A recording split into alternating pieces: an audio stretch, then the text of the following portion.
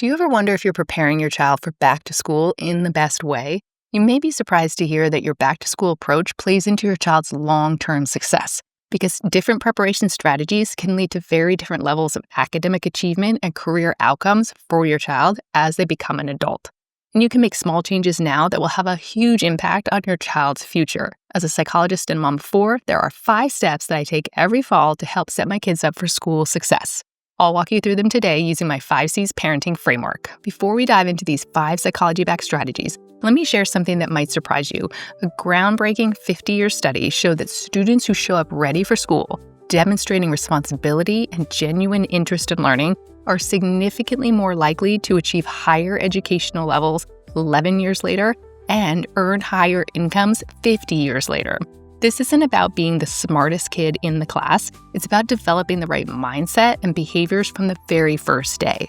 More about how to build these specific traits in just a minute. But first, let me explain why most back-to-school preparations actually miss the mark. We'll begin with the communication category of my 5 C's parenting framework. Here's what most parents get wrong about back-to-school conversations. They either completely avoid talking about school anxiety, or they try to solve every worry that their child expresses. Many parents panic when their child expresses nervousness about school and immediately jump into problem-solving mode.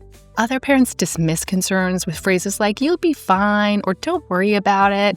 Children either end up feeling overwhelmed by parents trying to fix everything or feeling unheard and unsupported. This actually prevents kids from developing their own coping skills and emotional resilience. Instead, promote open communication by asking your child how they feel about the start of school and then really listening. For a 5-year-old starting kindergarten, you might say, "Tell me what you're thinking about when you picture your new classroom." For a 14-year-old entering high school, try something like, "What's going through your mind about starting at the new school?" Validate that feeling nervous is completely normal. They may worry about new classmates, teachers, or having challenging classes. And this is fear of the unknown, which is completely normal. You can gently remind them about past school years, something like, "Remember how nervous you were when you started 3rd grade, and within a week you were excited about your new teacher and you had made 2 new friends." The key is offering support and empathy without trying to eliminate all their worry. A little nervousness actually motivates them to engage in responsible preparation behaviors, which we'll cover next. So moving on now to the consistency category, this is where that 50-year research study really comes into play. The second strategy focuses on something psychologists call behavioral rehearsal, and it's the secret to helping your child show up on day 1 feeling confident and ready to learn. Most families wait until the night before school starts to think about the routines and preparation, and children's sleep schedules are completely off from summer, making that first week exhausting and overwhelming. Kids show up to school unprepared, disorganized, and already behind before they even begin. This sets a negative tone that can impact their entire academic mindset for the year. Instead, help your child adapt to the school routine well in advance.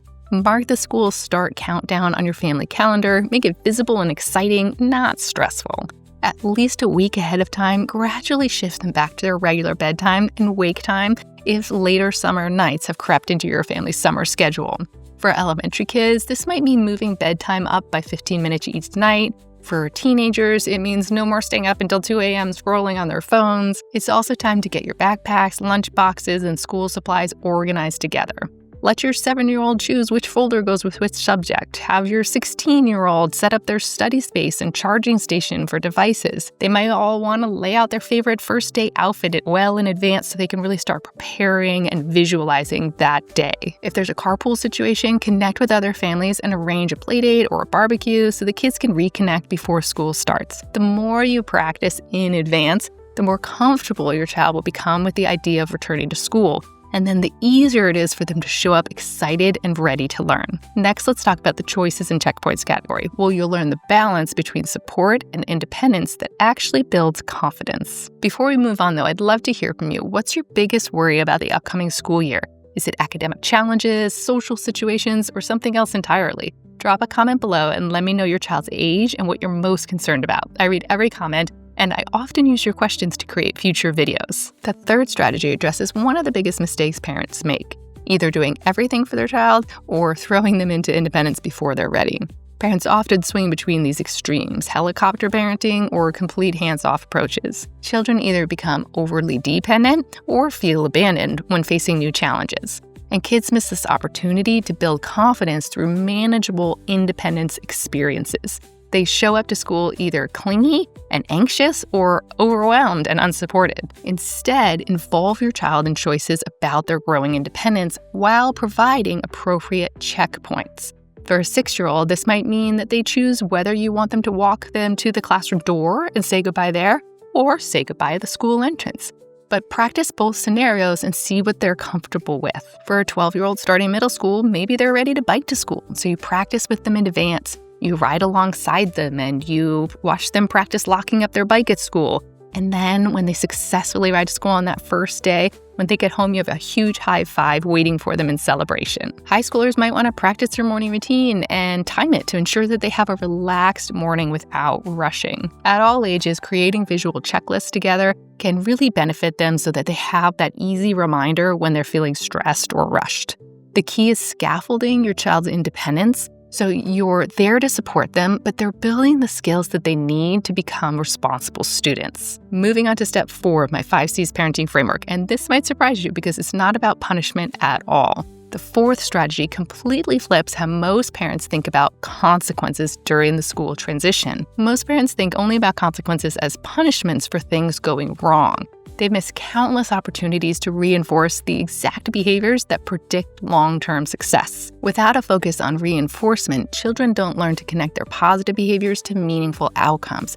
Parents accidentally focus more attention on problems than on the responsible behaviors that they want to see. So what you want to do here is focus on positive reinforcement when your child expresses interest in school, when they practice responsible planning behaviors, and when they come home sharing positive stories about things that they learned at school. For an 8-year-old who says, "I'm excited to see what we learn in science this year," respond with, "I love hearing how curious you are about learning new things." For a 15-year-old who organizes their binder without being asked, acknowledge it. "I notice how you took the time to get organized for tomorrow." That's exactly the kind of responsibility that helps students succeed. When your child comes home on the first week, sharing what they learned, show real interest. "Tell me more about that," or "How does that connect with what you already know?" These aren't empty praise statements. You're reinforcing the specific behaviors that research shows much later, decades later, are important for successful academic and career outcomes. I teach this positive reinforcement approach to all the families in my parent coaching program, and they're amazed at how quickly their children start demonstrating more responsibility and genuine engagement with learning. Now, finally, step number 5 of my 5 C's parenting framework. And this one may be the most important because it's about what you model. The 5th strategy requires you to look in the mirror because your child is watching how you approach learning and curiosity in your own life. Many parents tell their children that learning is important but don't actually demonstrate it themselves. Children pick up on whether parents genuinely value learning or just say they do.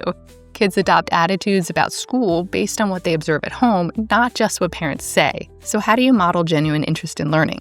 By demonstrating behaviors that show you enjoy discovering new things. Maybe that's reading nonfiction books where your child can see you, watching documentaries together, or subscribing to a newspaper and discussing current events at dinner. Perhaps you pick up a new hobby, or you learn a language, or you take some adult education classes. For younger kids, you might say, "I'm learning about gardening, and today I discovered why some plants need more water than others." For teenagers, engage in real conversations. "I was reading about renewable energy and it made me think about what you're studying in environmental science." You can also show interest in what they're learning by asking what they've discovered, connecting it to real-life applications, or sharing that you'd like to learn more about a topic. Now, let me address a common worry that I hear from parents. "Won't this put too much pressure on my child?" The research is clear. Children thrive when they feel supported and learning is valued at home. The pressure comes from focusing on grades rather than on curiosity and responsibility. And on the flip side, don't swing too far, making everything fun and easy. Children do need to learn that effort and persistence are valuable, even when things are challenging. Remember, you're not just preparing them for first grade or freshman year, you're building the foundation for their lifelong success, career achievement, and financial well-being. If you're interested in this concept of looking at how your parenting style predicts your child's future success, I've got just the video for you to watch next. Keep up the good work on your amazing parenting journey.